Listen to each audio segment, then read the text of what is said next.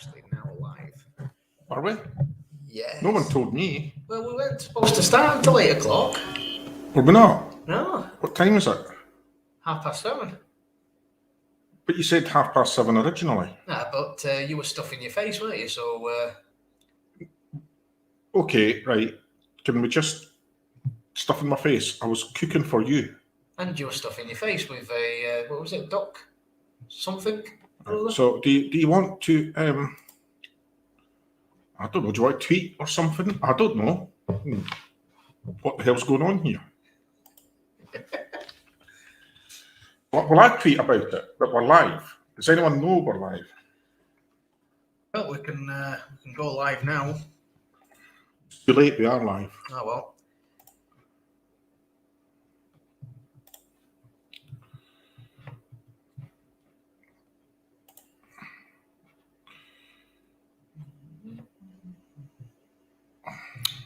Okay, so we are now also live on Twitter as well. No, we're not. Yes, we are. No, we're not. Yes, we are. No, who says we're live on Twitter? I do. No one told me we were live on Twitter. Well, we are now. We are now. We are Spock the Week Live. We are on Twitter, and we are also live on YouTube as well. We've started a little bit earlier than we were expecting. Okay. Okay, carry on without me. It's okay. No, it's all right. I intend to perfectly. So, as Gregor tries to make it look like he's a professional and getting the YouTube all sorted out and tweeting about it on Twitter, we are Spock the Week, and you are listening to us ramble on for however long it's going to take us to get this first live episode out of the way. So if you are listening and you want to contribute, by all means, contribute via Twitter. And if you are watching on YouTube, you can leave a comment in the comment section on the YouTube video. And of course, you can go back to the YouTube video at any point. Please ignore the first 25 minutes because it's just going to be an absolute shit show of messing around. No, it's not. Yes, it is. No, it's not. Yes, it is. It's not. I disagree. We are professionals. Okay. Whatever. If you say so. Right. So what we're talking about? Oh, I don't know. What do you want to talk about? Well, I mean, did you do a mic check before? I didn't do a mic check. Well, I'll do one now. Yeah, I mean, because we could be talking away here and nobody could be listening and nobody could be hearing what we're saying. Okay. No, it looks like it's working to me. Oh, happy days. That means people have got to listen to you then. Yeah. Yeah, no, see, looks, yeah, definitely. We've got little green dots there. Oh, little green dots. That looks good to me. Well, we still haven't made 4 of those green dots yet, so we've not made captain. Well, that's... Okay, right. So, welcome to the first ever live Spock the Week. In case you haven't worked out, we've no idea what's happening or what's going to happen. No. As they used to say in Joe 90, anything could happen in the next half hour. Yeah, you unleashed unedited and unrestricted. Yeah, that's, I mean, let's just hope we don't get banned on the first live we ever do on YouTube. That would be hilarious. So to our regular viewers and listeners to the podcast, you may have noticed that we are missing a member of the crew at the moment. James, if you do happen by this, there's the seats waiting for you to come back when you're good and ready. And yes, please, James, do come back. He's desperate for it. He really is.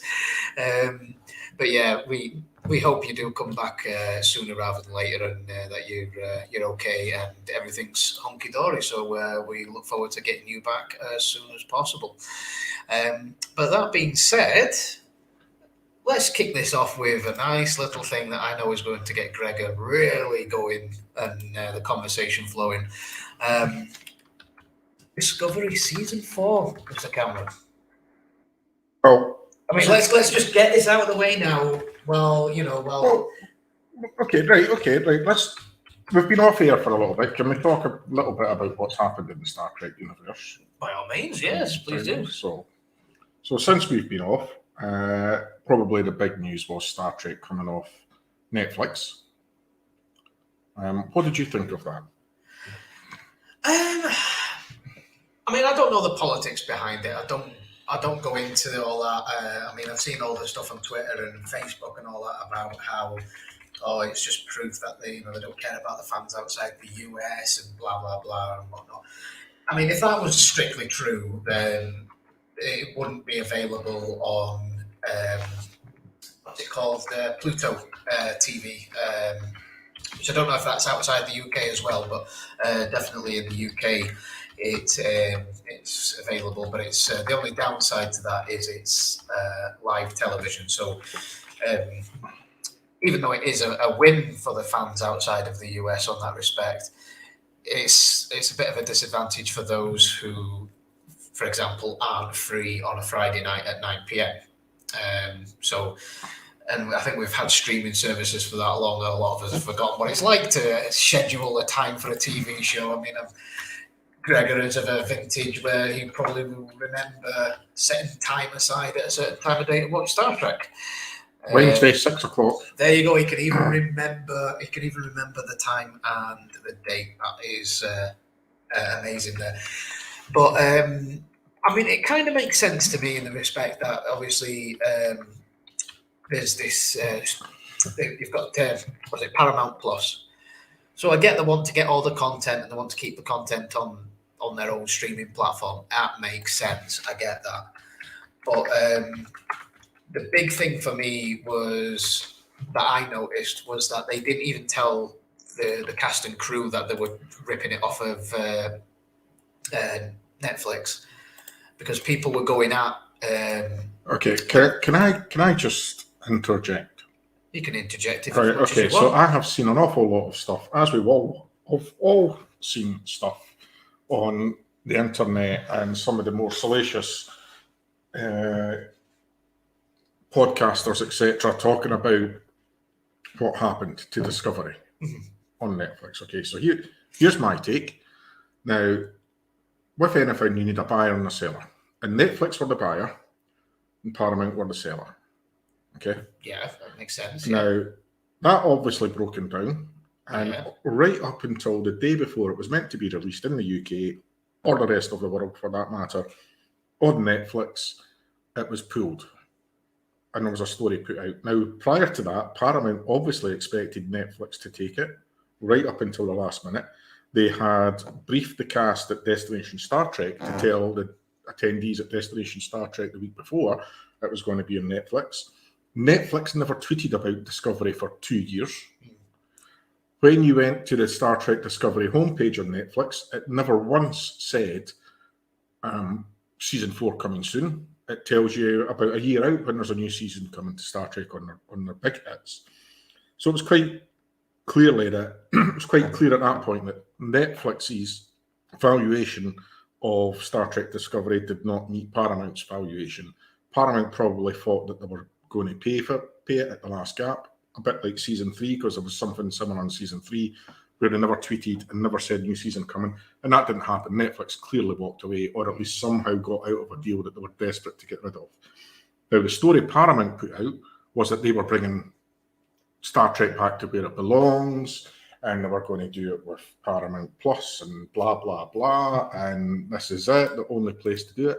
Do you want to know what irony is? Irony is that Star Trek Discovery is now more easily accessed in the rest of the world than it was when it was exclusive to Netflix.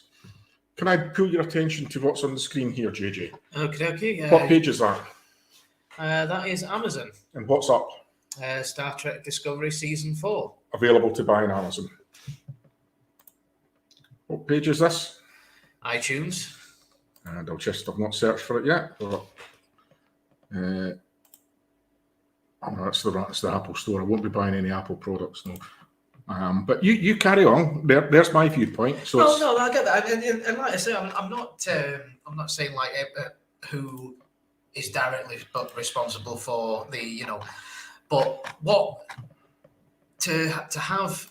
I mean, obviously, like I say, if Netflix decided at the last minute they weren't going to take it, I mean, surely somebody somewhere knew, and to allow the cast members to go out there and be all excited about it's going to, next whatever, it's going to be on Netflix. We're looking forward to you guys being able to see it.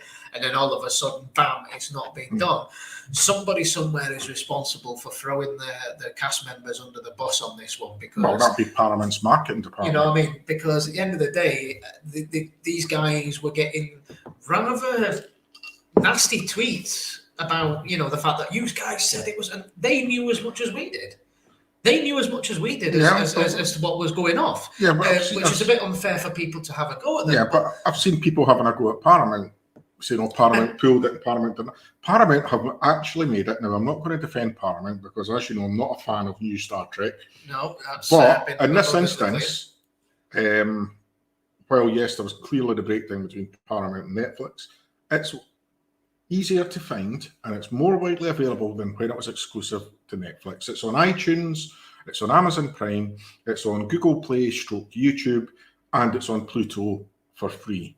Now, the amount of Facebook groups that I'm in where they're still moaning, I can't, the American members will talk about the latest episode of Star Trek, and the rest of the world go, I can't see it. You can, it's everywhere. Now, the fact that it's everywhere and people don't know tells a different story, but it's everywhere. It's so easily accessed. It's £20 on iTunes, it's £20 on Amazon Prime, it's £20 on Google Play.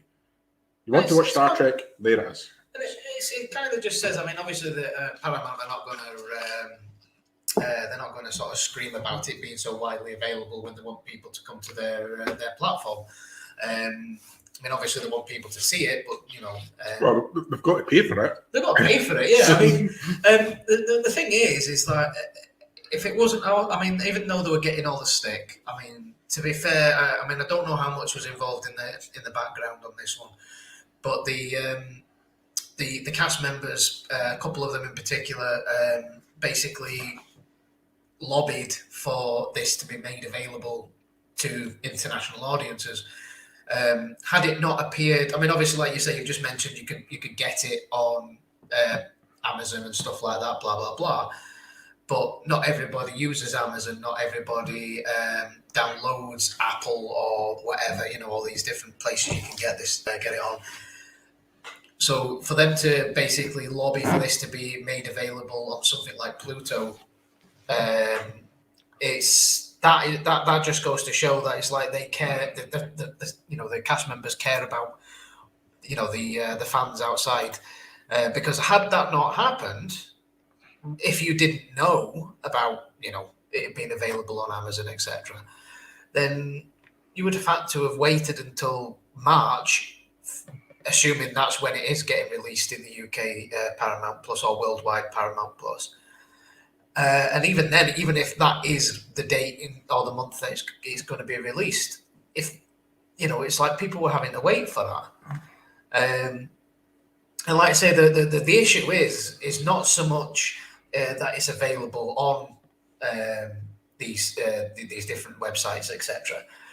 It's the fact that most people, I don't know if this is a case elsewhere in the world, but most people in the UK that have Netflix accounts, etc., Amazon Prime accounts and whatnot, they don't want to have to pay more than what they're already paying for something that they want to watch. I appreciate. You know what I mean? And that was the issue. I appreciate that, but £20 to actually buy this whole season 4, it seems to me there's no sense in being critical of Paramount, because I think they've actually made it much more widely available at a very reasonable price. £20. I don't know how many episodes is going to be in season 4. 13, 14? Not even that. Right. So, if you cancelled your Netflix subscription for 3 months, you would have the whole of Discovery season 4. So, if that's the sort of budget that you're on, but £20, spend £20 a week in cost on myself. So, see, the problem I think New Trek has, and I'm not going to go down the rabbit hole. I know you will at some point, of writing and stories and stuff like that. Blah blah blah. But the problem with New Trek is that it's going out in a world where it doesn't have chance to settle in. It's like when TNG came out, when Voyager came out, when even if you can go back to the original series if you want, when all these came out, and there was no such thing as social media, there was no such thing as instantaneous communication. So it would take weeks, maybe even months, for people's opinions to make it into the widestream media, to make it into fan clubs and fan forums, etc. So by the time this negativity would have arisen, which it did, you were there when it happened, when they said, "Oh, this is not Trek for this is not Trek for that," and now people love them. But because it would take so long for the negativity to come out, widespread, people had a chance to enjoy it. But the problem with the Discovery, for example, is that because the negativity can come straight out instantaneously, people get swept up in that. People get swept up in other people's opinions. They don't form their own opinions of it. Yeah, but this is not a problem that's exclusive to Star Trek Discovery. No, it's not. There's a couple of given that this is a Star Trek show, examples. There's a couple of examples recently where Wheel of Time's had a bit of a kick-in, and Cowboy Bebop has had a bit of a kick-in. But there is the other side of the coin. The other phenomena that happened while we've been off air was Squid Game. Which I have not watched. Which was the red light. I know that. I do know that ref. Yeah. Squid Game was the complete opposite. So it's not a problem that's exclusive to Discovery. No. And if you're as good as Squid Game or For All Mankind or any other of the contemporary programs that are out there that are successful, then negativity is not an issue. But that's it. That's where I have. But I think Paramount. I think the Paramount executives that thought that Netflix were going to back down, if my theory's correct, need shot. But in terms of actually making it available to the fans, they've done that. It's more available than it was before. And I know a lot of the people that really like it have been moaning about Paramount on it. And I'm like, well, I hate to disagree with them on a lot of things. But in this one, Paramount have made it available to you. It's a thing with Discovery where it's almost a minefield to talk about it in some respects. I mean, for some people, we've known people who have absolutely been berated and absolutely dragged through the coals over innocent critiques of the show. I, for one, up to press, I do enjoy watching it. Is it something I would go out of my way to watch over and over again? Probably not. I mean, seasons 1, 2, and 3, well, maybe 1 and 2 I can watch again, and I have watched again. But every time I go to, I'm going to watch Trek today. What am I going to watch? I don't find myself going towards Discovery. I'm always leaning towards TNG or Voyager. And in fact, I really need to start getting back into the DS9 thing again, because we need to get that ball rolling at some point this year. But I find myself going back to that, not because of any regency bias or anything like that, because, obviously, being into Star Trek and whatnot, there's always that love for the originals and the early series and stuff like that, that just seems to be almost institutionalized within the fandom, that, you're bound to watch or go to one of these previous iterations. But like I say, it's not just Discovery. Picard. I enjoyed watching Picard the first time round. I've watched it a couple of times, or tried to watch it a couple of times post, and to sort of maybe just watch it again to see, because I was really excited about it the first time round. There was a bit of regency bias there, so I was just in awe of seeing Jean-Luc Picard once again. But when I watched it again, it didn't have that same spark. It didn't have that same watch it again. I mean, there's certain things you can watch, certain programs, certain movies, for example. I mean, the one that pops into the head for some reason, I don't know why it pops into my head, but the one that pops into the head right now is The Memphis Belle, for example. Now, I've watched that film 1,000 times, maybe more, and I still watch it at the edge of my seat, praying and hoping that that plane makes it back to the airfield. And you get that with a lot of stories, and if a movie or a TV program can do that with an episode or a series or a story arc, that's brilliant. But it's like when you try and watch something again like Picard. I mean, I'm not saying it was bad. I'm just saying it just doesn't have that. I'll say it was bad. I know you'll say it was bad. I mean, you're not afraid, but. But I mean, you mentioned about going back to Star Trek. I mean, fundamentally, I don't think old Star Trek is new Star Trek's problem. I think new Star Trek's big problem is its contemporaries, not its predecessors. And the reason I choose not to watch it is there's other programs out there that are better. Well, I mean, there's nothing wrong with saying that. I mean, I'll quite happily agree with you on respect to the fact that you have quite graciously brought me into the world of For All Mankind, which we will get onto in a little bit. But also The Expanse. I mean, brilliant, absolutely brilliant. I mean, there's there was an episode I watched recently in season 6, isn't it? The final season. Yeah. Now, I'll not go any spoilers because I know that some people may or may not have watched it, so I'm not going into any spoilers. But what I will say is there's a character in the show where you watch the episode and you just get that little sort of, it's very glancing, very subtle, but it's there, and it gives you that impression that something's going to happen with this guy. Something's there's going to be a power grab, or he's going to move up and become some sort of antagonist or hero in this story. But that happens without anybody or anything actually throwing it down your throat and saying, look. Show, don't tell. Yeah, exactly. And to be honest with you, that's something that For All Mankind does brilliantly well, I have to say.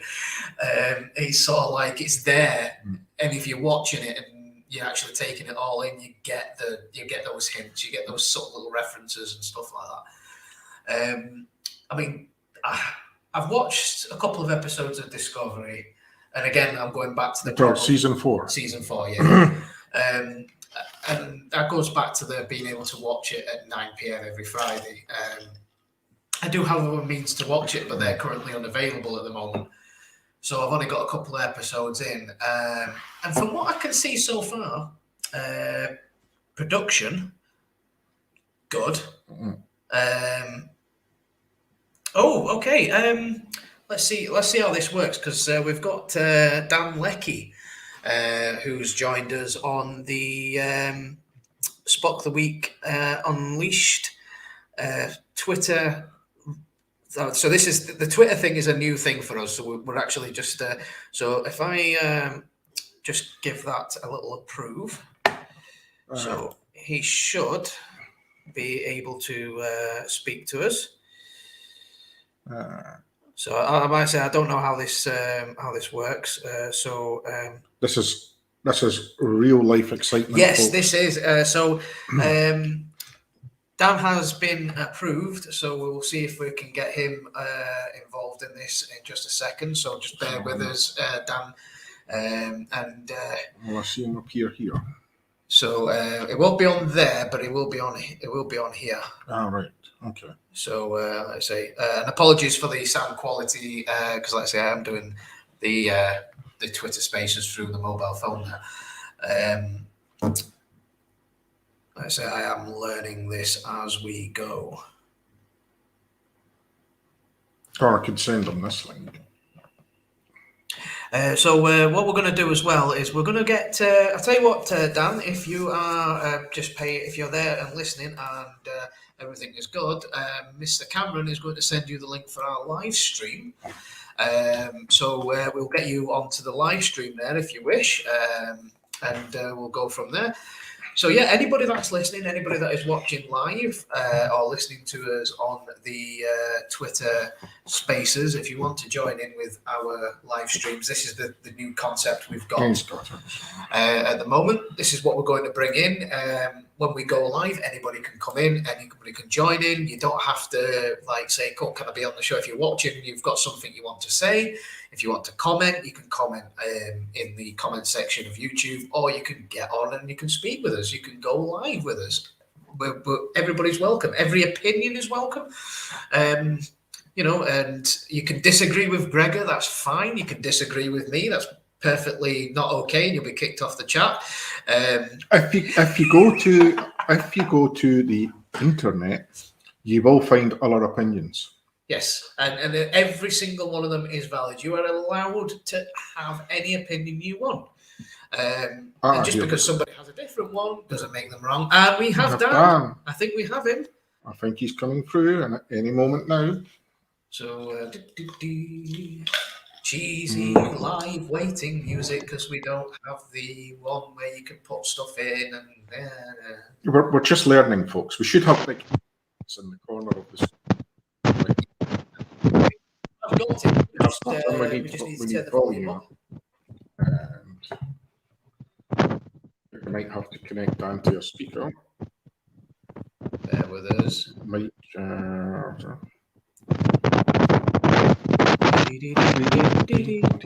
Where's the volume here? It'll be in audio, won't it? Yes. I think it's actually your laptop, to be fair. It probably is the laptop. Yeah, I think you're going to have to do I'll something. have to go get a speaker. So just bear with us, Dan. We will, like I say, we are literally making this up as we go along. So bear with us. As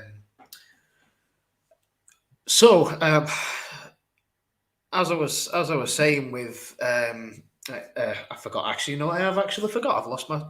See what you've done here, Dan. See what you've done. You've come on here. You've thrown us off course. It's your. We'll blame you. I mean, I know you're probably screaming down the mic at us at the moment, but we currently can't hear you. So technical blah blah blah, and I didn't have anything prepared for this. I wasn't expecting Gregor to disappear mid stream, leaving me all alone with all you people, everybody, anybody. If you're still watching at this point, what? So like I say, anybody can, and like I say, we will get this refined. It's going to get better as we go along. We'll get it more clued up and stuff like that. So we just didn't want to leave people too long without anything to watch, because I know we have had people join us from around the world on the podcast, and we will sort of try and maybe get the podcast going as well. So it'll probably be like a video, like a audio grab of what we do today. We'll put that out as the podcast. But hey, he's back. No, he's not. I can't find my speaker. Oh no! I thought you were prepared, Mr. Cameron. I can't find my speaker. Were you a red shirt in a previous live? I was, yes. I take it we can't hear that. Is it he is on the stream. We just I've got my speaker. It's a sound bar. It's that size. Yes. So for those that can't see, obviously Gregor at the moment, he's basically apparently is that big. I've got a sound bar, but it's like this big, and it's a bit excessive. I think there was a transporter accident or something like that, or he was dropped on his head at birth. I don't know, something's going wrong with him. So, but yeah, like I say, I mean, I'm not a person that dislikes Discovery. I mean, I do enjoy watching it. It just, like I say, it just doesn't scream at me. It just doesn't. And I think I think there's some brilliant characters in it. I mean, I'm a big fan of Saru. And we have. Oh, hello.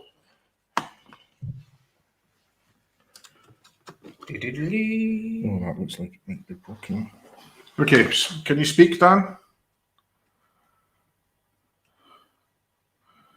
Testing 1, 2, Testing. 3.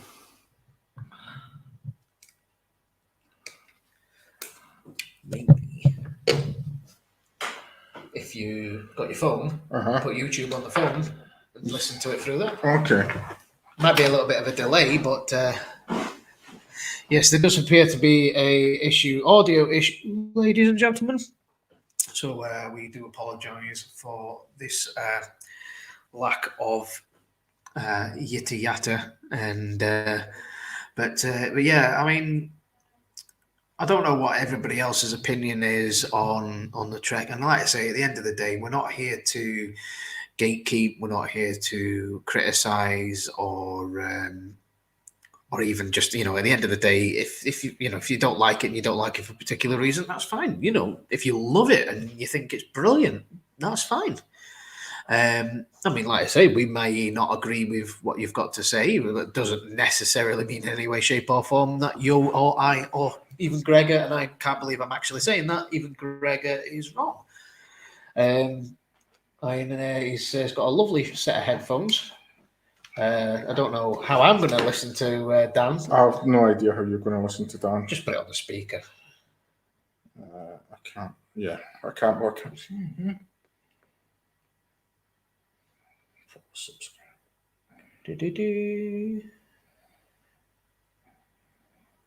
That's the right one. Yeah. No, for some reason it's going to my channel. Oh, right. Okay. So, it appears, ladies and gentlemen, that due to an almighty fuck up from my compatriot here, I mean, what time is it? It's 8 o'clock, so we can still go live on the actual YouTube channel. Can we? Yes. I don't know. Can we? Yes. I don't know. Yes. Right, ladies and gentlemen, if you are listening to this on... Yes. Yes. So, if you're listening to this on Spock the Week on Twitter... If you are listening to this on... Can I do that? Yes. She's going to get feedback if you do that. Honestly, man, I knew this would be an absolutely hilarious thing. But what we're going to do is we're going to just disappear for just a second, ladies and gentlemen, and then we will come back to you with the actual YouTube channel. Okie dokie. See, but I'm in the studio here.